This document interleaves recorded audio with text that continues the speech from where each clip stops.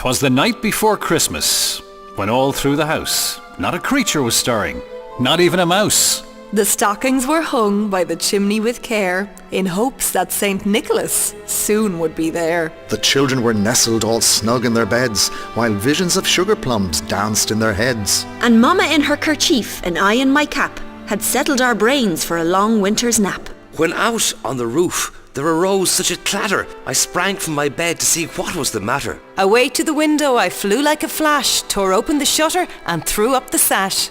The moon on the breast of the new-fallen snow gave the lustre of midday to objects below. When what to my wondering eyes should appear but a miniature sleigh and 8 tiny reindeer. With a little old driver so lively and quick, I knew in a moment it must be St. Nick. More rapid than eagles, his coursers they came, and he whistled and shouted and called them by name. Now Dasher, now Dancer, now Prancer and Vixen, on Comet, on Cupid, on Donner and Blitzen.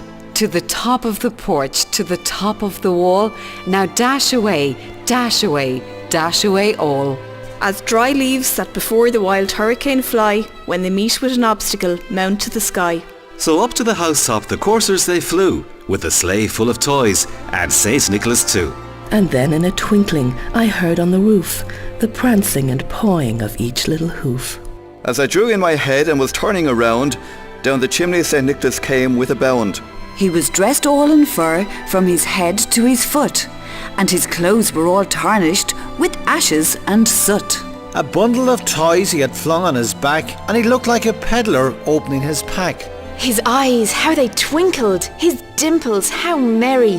His cheeks were like roses, his nose like a cherry. His droll little mouth was drawn up like a bow, and the beard on his chin was as white as the snow. The stump of a pipe he held tight in his teeth, and the smoke it encircled his head like a wreath. He had a broad face and a little round belly that shook when he laughed like a bowl full of jelly.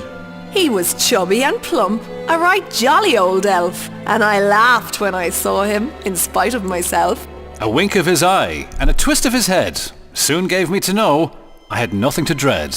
He spoke not a word, but went straight to his work, and filled all the stockings, then turned with a jerk. And laying his finger aside of his nose, and giving a nod, up the chimney he rose. He sprang to his sleigh, to his team, gave a whistle, and away they all flew like the down of a thistle.